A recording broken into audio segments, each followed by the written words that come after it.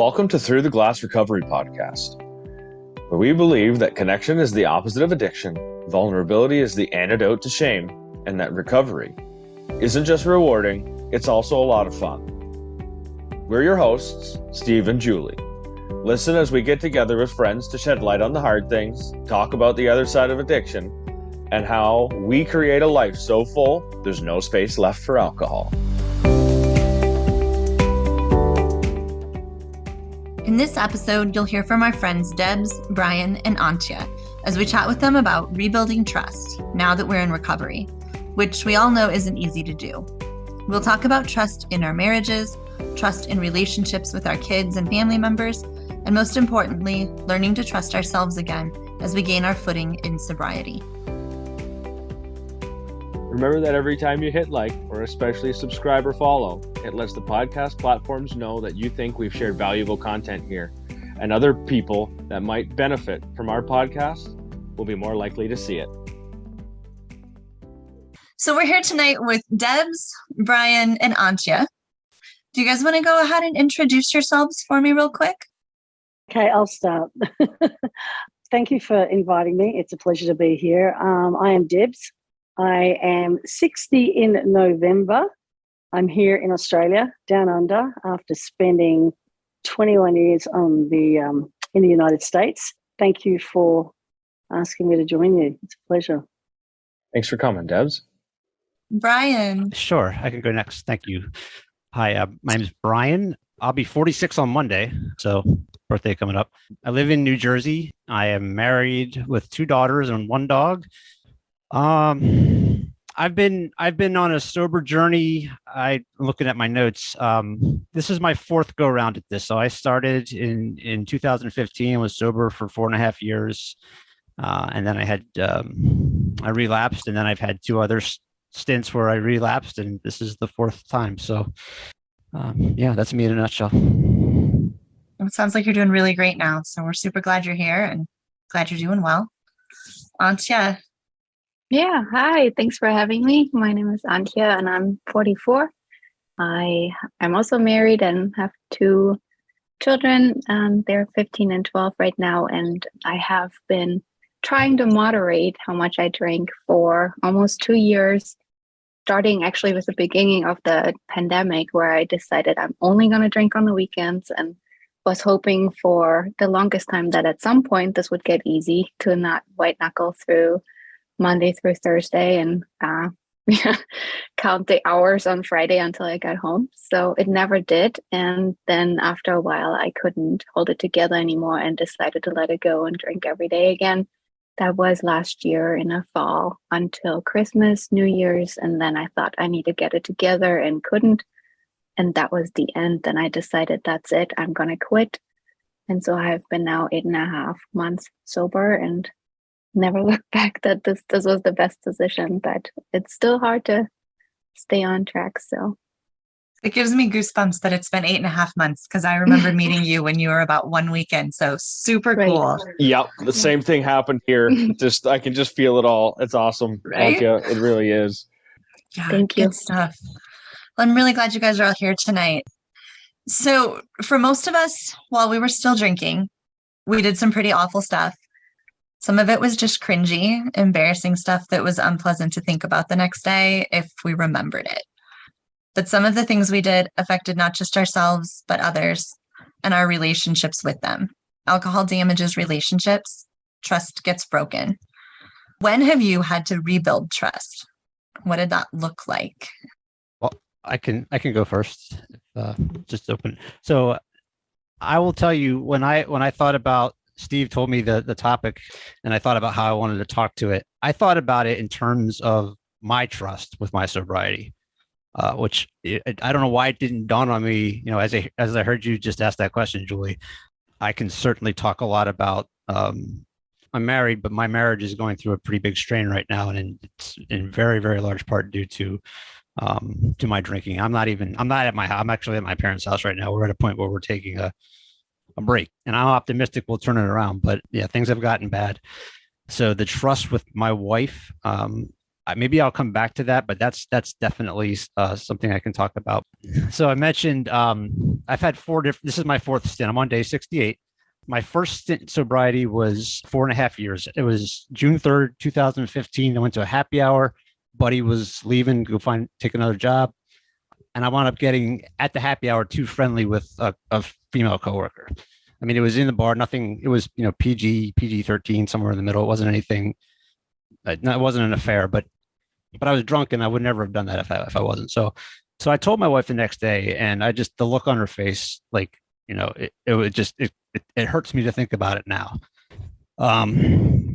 She didn't give me any ultimatums or anything like that, but she's pregnant with our second kid and going through that and taking care of our first child, who's not even 2 years old, and putting her body through all that stuff. And what my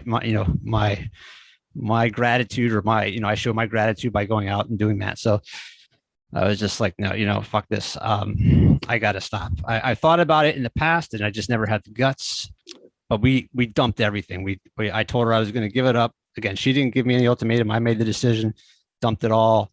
I had, at this time, we lived in Northern Virginia, in the Washington, D.C. area. I had, the basement was like a man cave.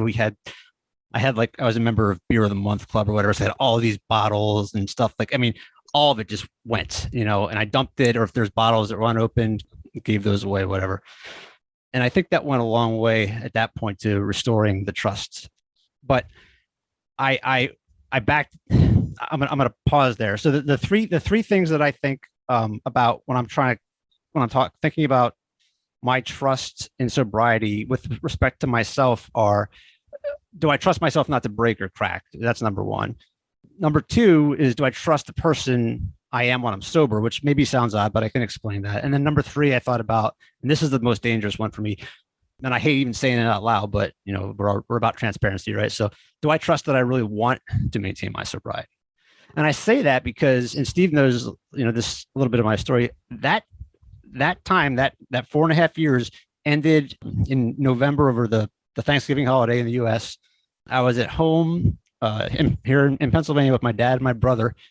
And of all things, we were watching football, and I'm like, they were drinking light beer. And I mean, I was a beer drinker, but I like liquor, hard stuff. So light beer, I'll have a couple light beers. It's been 4.5 years. I've got this under control. It was a conscious decision, is my point, and that led me down a slippery slope. That was November 2019, all the way until, like Steve said, he and I met in March of last year. It was like, I don't know, March 15th or something like that, right?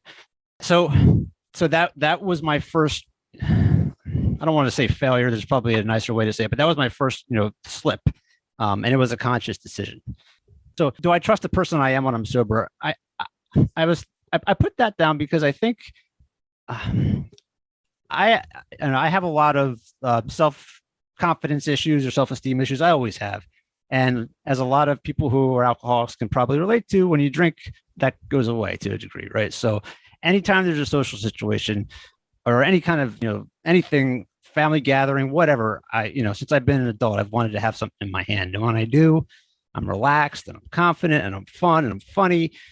And when I don't, and to this day at nearly 46 years old, I still feel like I'm just, I dread being in those situations and not being able to have that, that liquid courage. So I can manage that. I have, I know I can, because I did for 4.5 years. It's hard for me, but it's doable. So I have to watch that one. I have to keep my guard up, but that's something I can control. The one that scares me the most, though, is, do I want to maintain my sobriety? The second time I lost my sobriety was, I would say, because I cracked. It was due to, and I can talk more about this if you'd like, but it was due to, unfortunately, another, and this time was flat out infidelity, relationship I had, and hence why my marriage is strained right now to this extent that it is. And I just finally, over this, the guilt and the shame and the struggle of not knowing what I wanted, and I'm hurting two people that I care about, whatever. At that one, I would say I just cracked under the pressure and drank. And that was in August 3rd of last year. And I drank all the way through till January 2nd, and had a sort of a life-changing event on January 2nd that caused me to stop drinking again. And I maintained my sobriety from January 3rd all the way until, I don't know, it was June 28th or 29th of this year. It was stupid. But again, I guess I want to come back to that because for 3 weeks from June to early July, I drank pretty much every day. Not because I cracked, but because I just wanted to. I was like, I miss it. I like to drink and I want to drink. And I was going through some strain and some strife and some emotion, and that fed into it, I'm sure. But it was that conscious decision again. So maybe I'll pause there. But yeah, I wish I would have thought more about talking about rebuilding the trust with my wife, and I can and I will. But that what I had prepared to say was more about, do I trust sobriety? Do I trust my own sobriety? I didn't think about rebuilding the trust I had damaged with somebody else. I feel kind of silly not thinking about that. But no, I think rebuilding the trust with ourselves, I think, has to happen before we can even start to rebuild trust with anyone else. The worst relationship I damaged was the one with my oldest daughter. There's no way I could go to her and ask her to trust me if I couldn't first trust myself.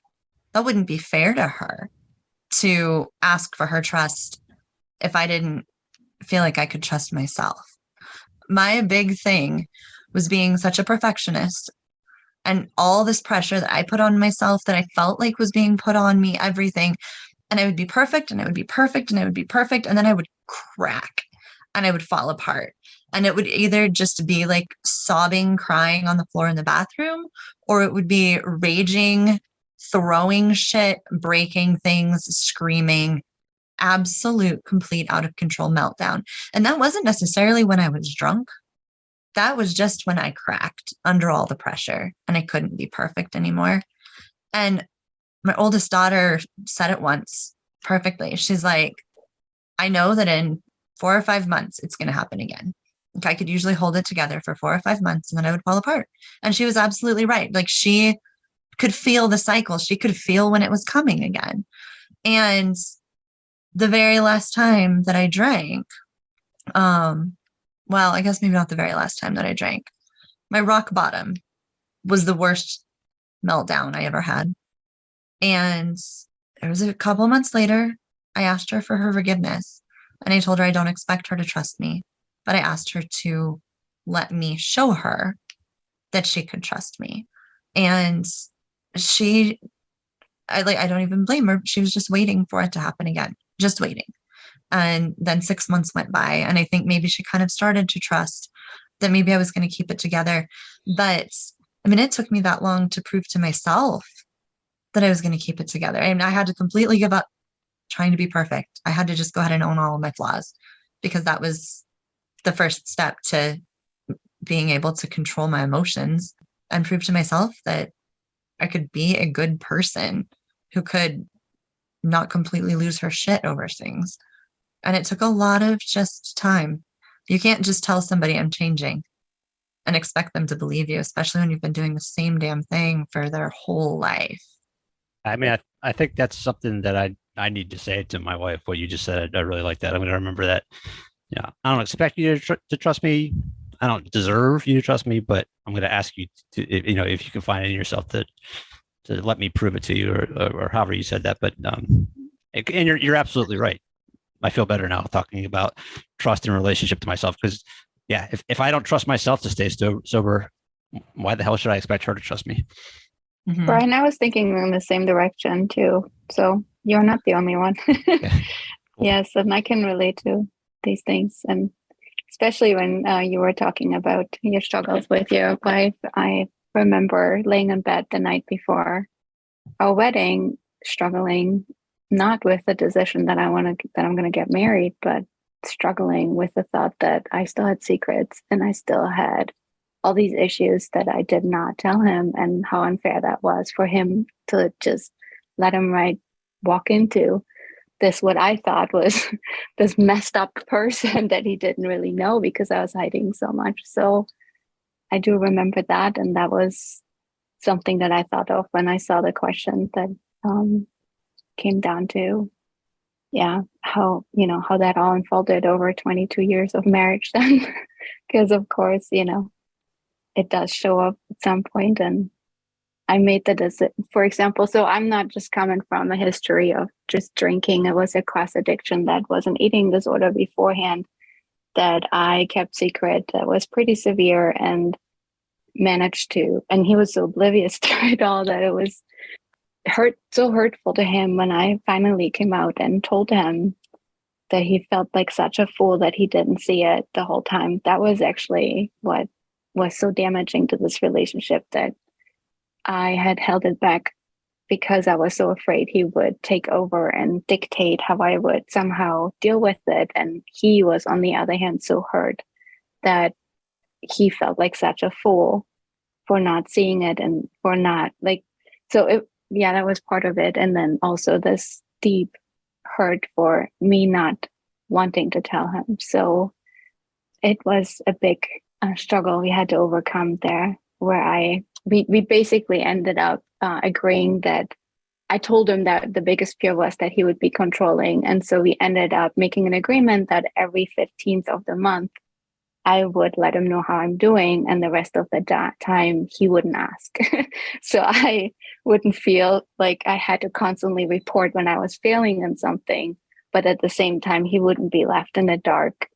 And so we did that for a while. And after a while, I actually kept saying, it's actually okay. So anyways, I don't need to go further down that road, but that's kind of where this is going. And with, trusting, and how do you rebuild trust when you feel like such a crappy person for holding back something that you should share and be open about, and you just can't, even though that other person wants nothing but good things for you. And it is just really, really hard. And how hurtful that then is when you come out years later, open up, and then all of a sudden you think, okay, now and then that causes so much pain in the other person because you have deceived that person for so long, and that person feels so, yeah. So I struggled with that. This is why it is so important. And I'm sorry, I didn't say to your listeners that I am at day 620.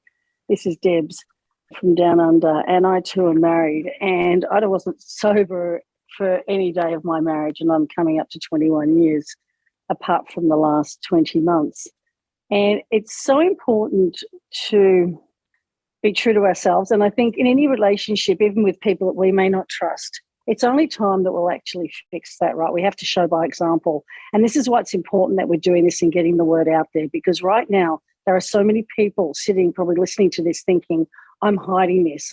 I mean, we just discussed before, 3 out of the 5 of us have just come out on Facebook.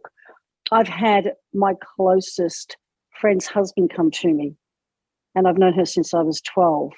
And we can all sit from afar now and notice the people that we believe may have an issue. And in time, those people may actually come to us. But self-trust, like Julie said, is the most important thing. I trust myself today. And whilst those around me didn't say that they didn't trust me, their actions would sort of show that, that they really didn't, i.e. my sister with her children would never let me take the kids into the car on my own. And I look back now and I see all these situations that I didn't get to do what I would have liked to have done, and I can understand why. Because there was a risk factor involved. And they always say, always ask yourself, am I drinking to the point where I am safe? And back then I was not. So she did the right thing. Today it would be a different scenario.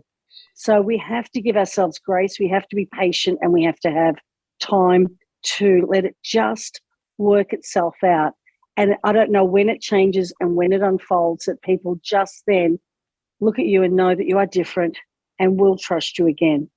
But we have to lead by example. And I know with my husband, he still drinks, and that's fine. I said to him, I don't mind him drinking, but I'm not living with a drunk. And I couldn't understand why he would, when we were in Miami and I was in a bubble there. I mean, I didn't really have any friends or family there, and we had transferred for work. And that's when my drinking got really, really bad.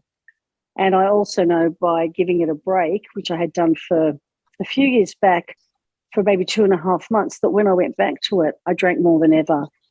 And I know that that's a fact because I've been through DUI classes, and they have taught us that if you have any spell of alcohol for a period of time, and then you then go back to it, your body is going to want more and make up for lost time. And that was something that I was not aware of.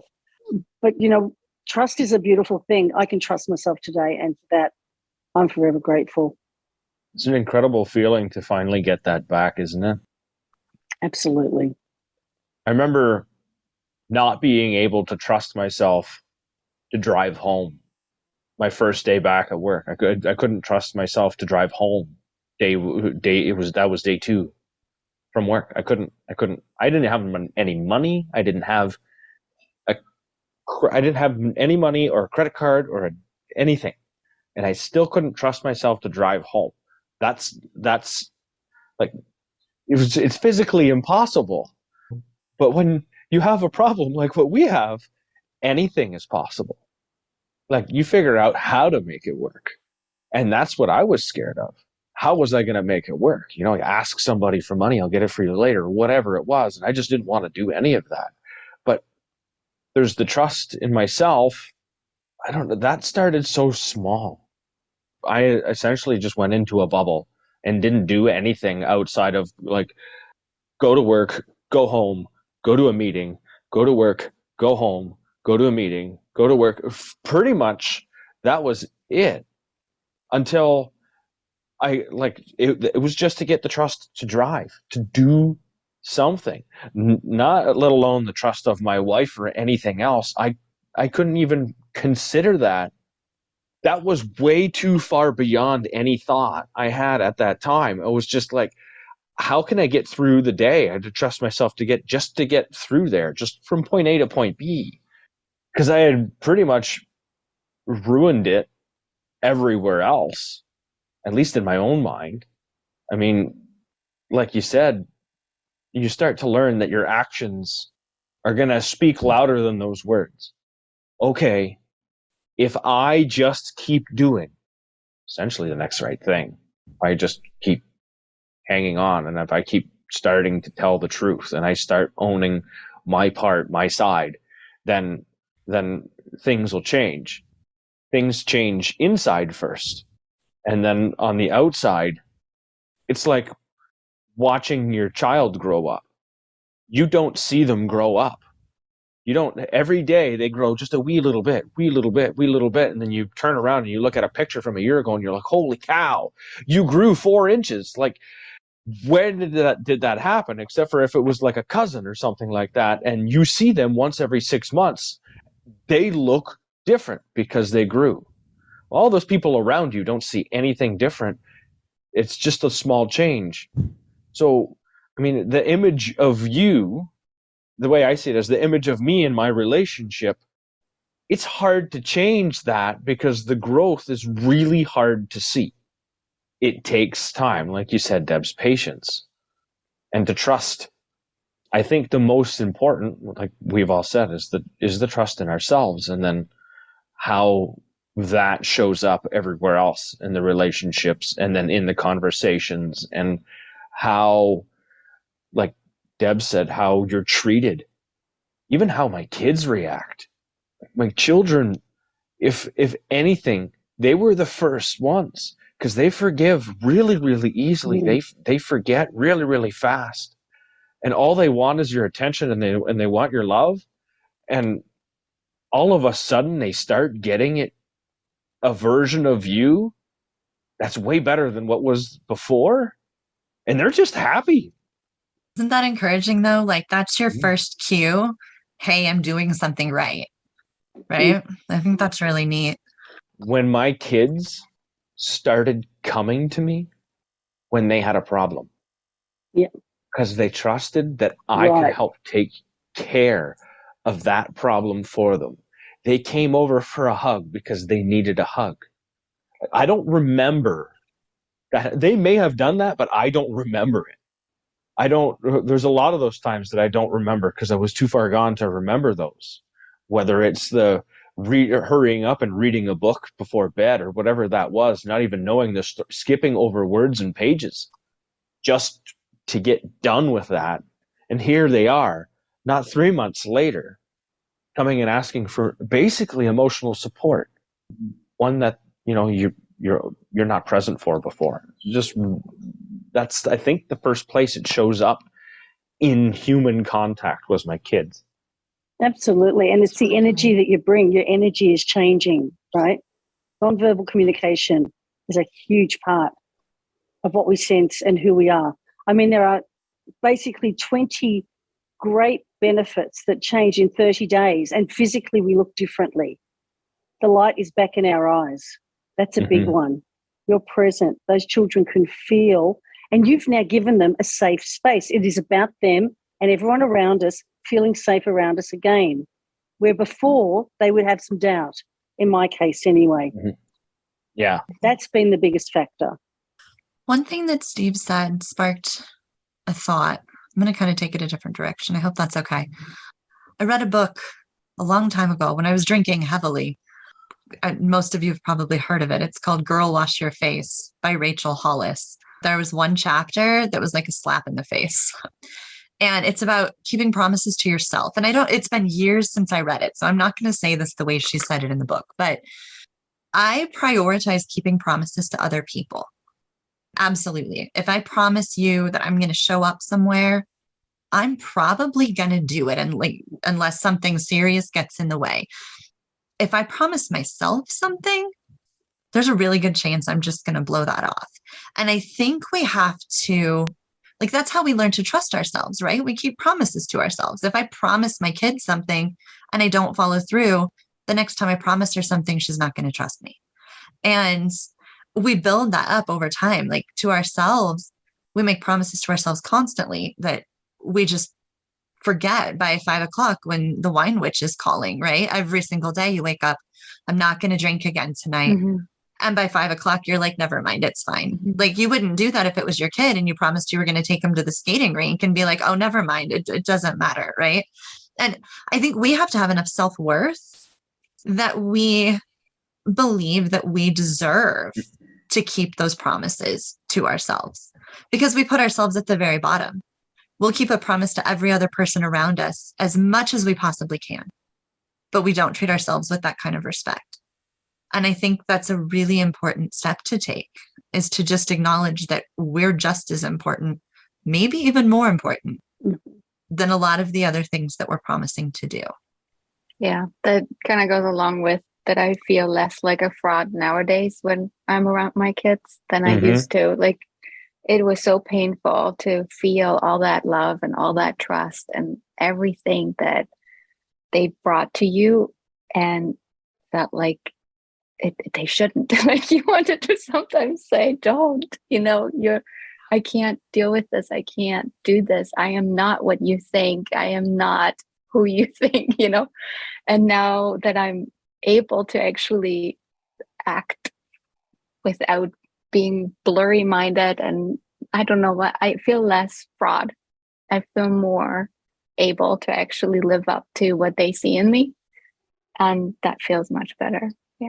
That is beautiful and so true. When you get the Mother's Day card after you've been sober for a while and you finally feel like you deserve it, and it doesn't just make you feel like shit.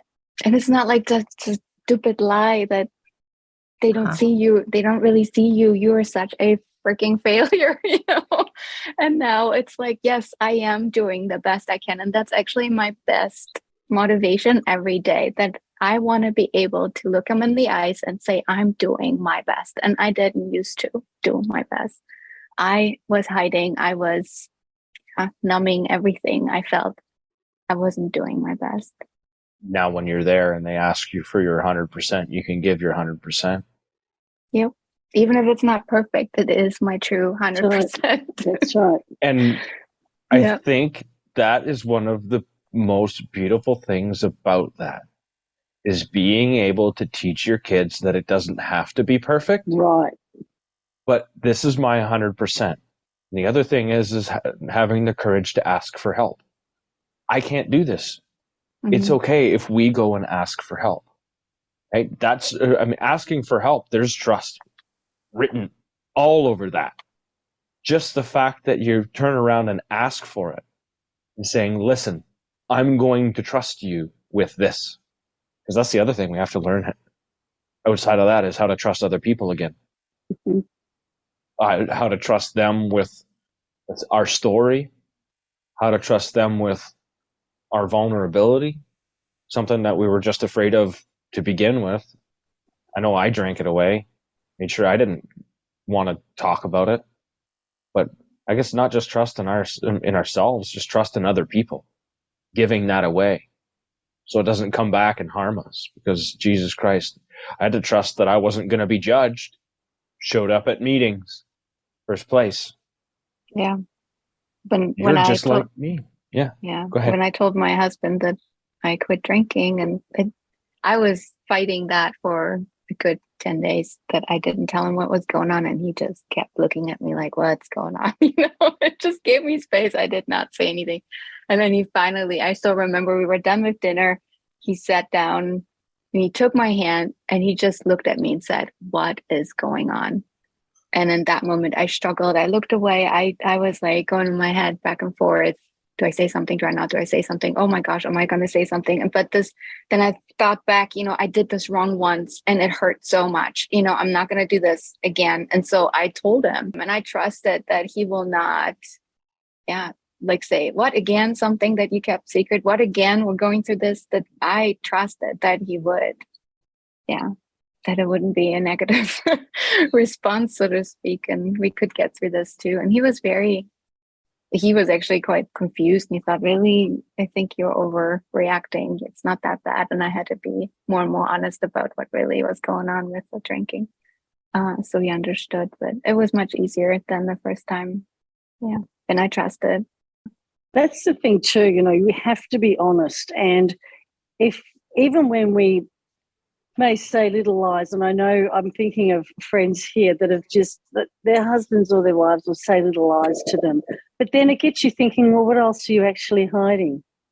And here's the thing in sobriety, we're only really ever not being honest with ourselves. There are many times we could all sneak drinks. There are many times we could go and hit the effort button and no one would know, but we would know. And we've come too far.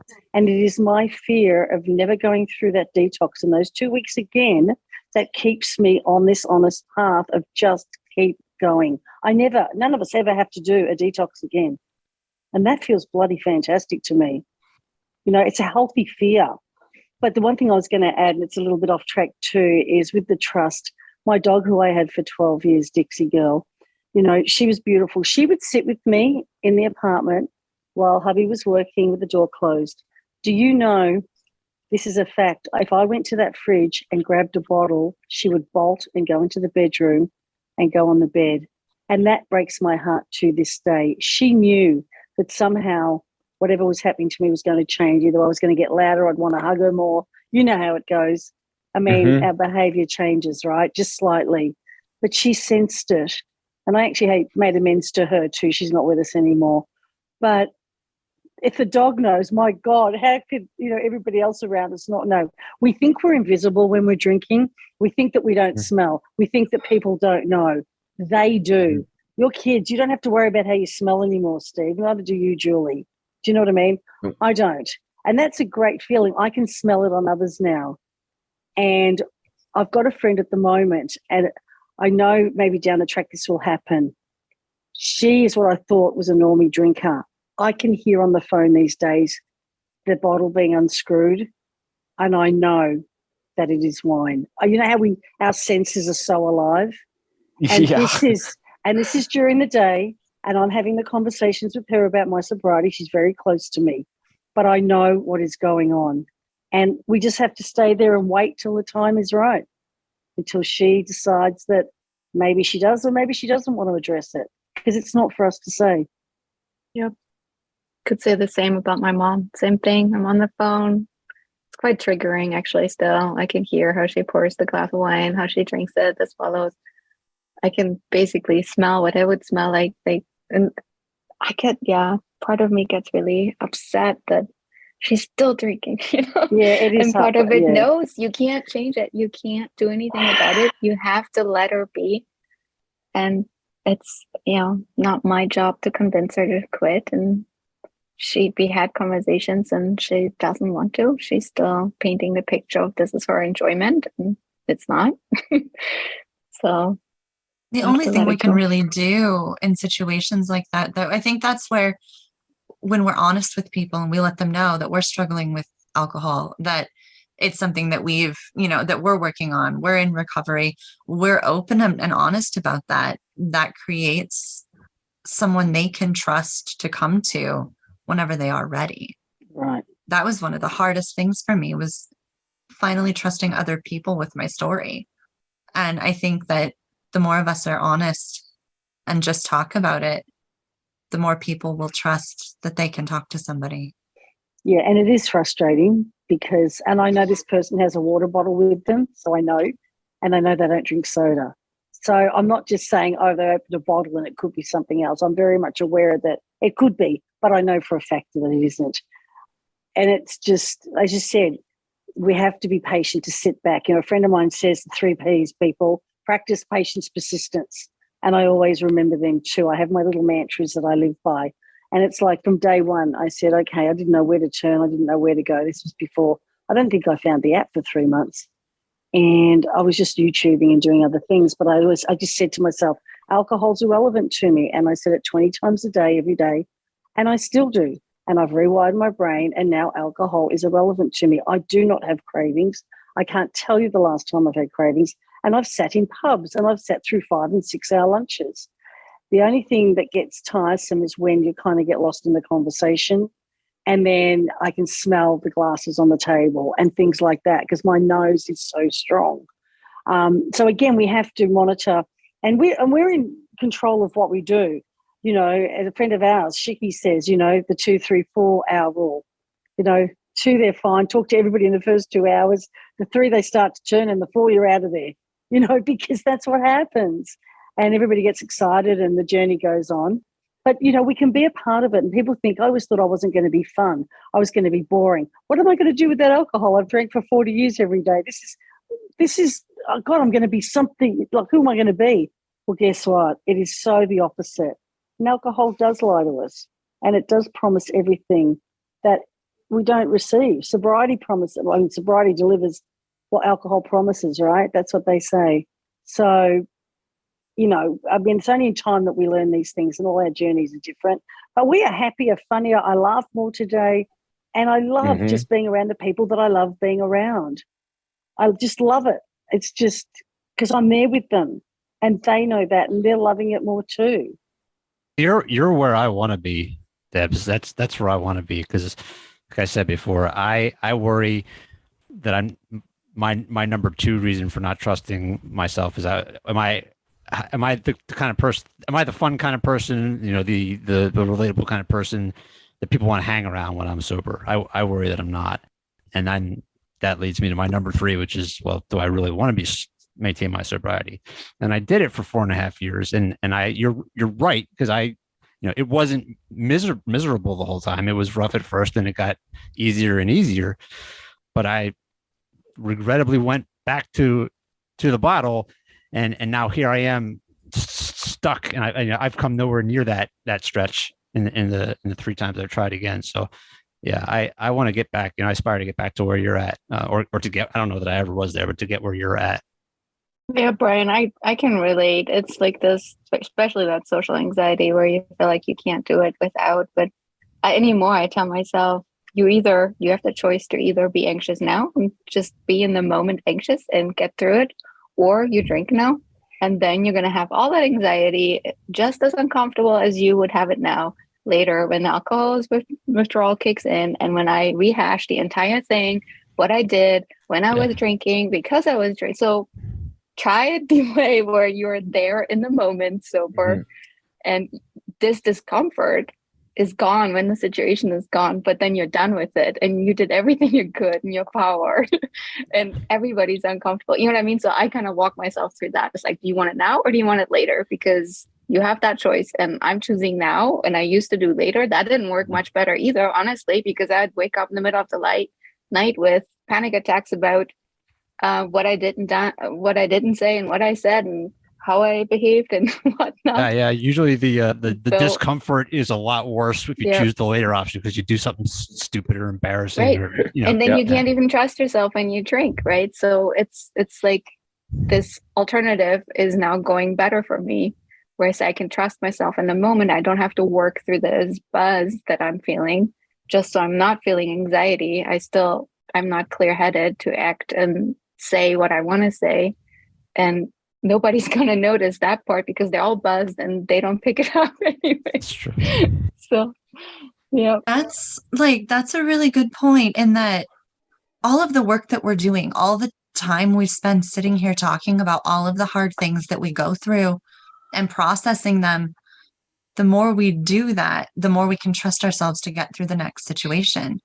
And the easier it's going to be. Like, it was so hard to get through fairly simple situations when I was in week 1 or week 2 or month 1, and now looking back, those things don't really even take effort. You build muscles, like you build sober muscles. And the more you do that, the more you can trust yourself. I think That's true. When I think Debs mentioned it, like, you put yourself in a situation, you choose to go to an event, you choose to go anywhere you choose to go. A lot of the times, I know I found myself like feeling like I'm stuck, like I can't leave. And then when you realize that you are nowhere near as important as you think you are, right? Like, I can get up. I'm now uncomfortable. I'm ready to be done here. I can turn around and I can go in and say goodbye. And I can say, thank you for, having me here. I don't have to explain myself any more than that. I'm ready to go home. It was a really amazing time. I had a great time. I'll talk to you later. And leave. And then this way, you always, oh my God, they're going to be so upset that I didn't hang around to the end. Well, who loses in that battle?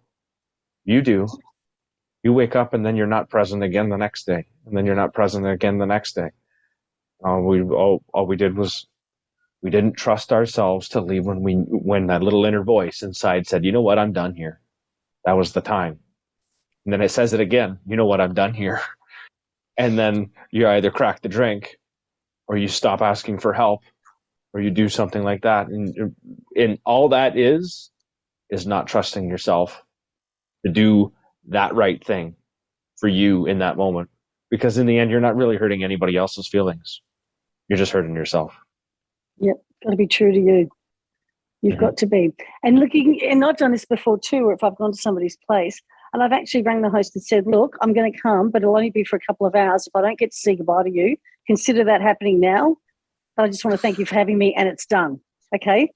That way I don't have to go through all the rigmarole of when I'm out of there, because for a fact after people are drinking, they're going to say, oh, come on, stick around. Oh, we don't want you to go. Da, da, da, da, da. You know what? Too much energy, too much time. I'm very straight to the point these days. It's taken a lot of work, though, to get to this point. And, Brian, I want to say to you, I've worked my butt off day in, day out. I was doing this sobriety. I was obsessed with 8 hours a day, digging down holes, trying to find things, rewiring my brain. So, again, we're all at different paths and times depending on how much time that we can dedicate to the cause. And I wasn't working, so I could dedicate a lot to it. And I really love just working out the best way to custom design my own program and what would work for me. And I do that now. And now that I've explained to people and everybody knows that I'm not drinking, they understand. I've said to them, guys, if I don't want to be here or if I get triggered, you understand I've got to go. And they're like, yeah, sure we do. Sure we do. So it's the opposite now. They're not going to question me if I say I have to leave. They just know I have to go. And that's great. That takes so much anxiety out. And I don't want to go back to being anxious again and feeling awkward. And I will say this to you, and no feeling is final. No feeling. The cravings will be 20 minutes. The awkwardness will be maybe half an hour. It will pass. You can move on. Antje is right. It's exactly what you're saying. If you can just get through it, it's okay. But no feeling is final. Something else will, and the conversation will change. And before you know it, you'll find yourself being involved. I mean, if I go to somebody's place, sometimes I take my own fancy glass and I'll drink always out of a fancy glass. I still drink out of my wine glass. I wouldn't have done it in the first 6 months. I wouldn't have gone to a pub in 6 months. I wouldn't have, I was like you, Steve. It was very, very rigid because I didn't trust myself at that point in time, and neither should I have. Mhm.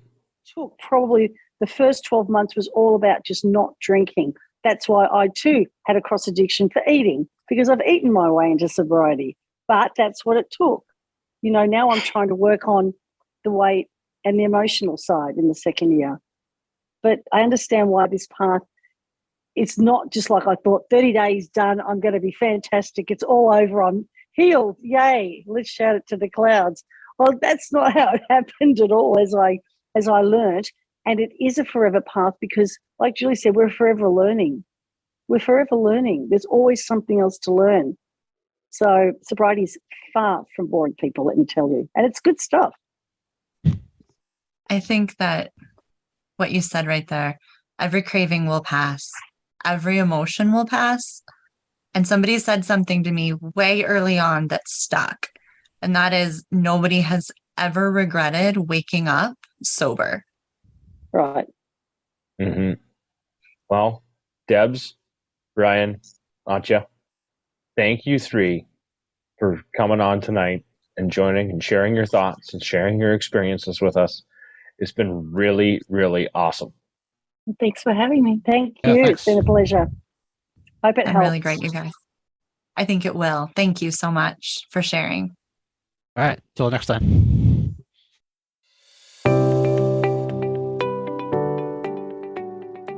We'd also like to thank our listeners for sharing this space with us. Remember to subscribe or follow to keep getting new content. And if you have any comments or topic suggestions, you can email us at throughtheglassrecovery@gmail.com. We'll see you next time as we continue to explore life on the other side of alcohol.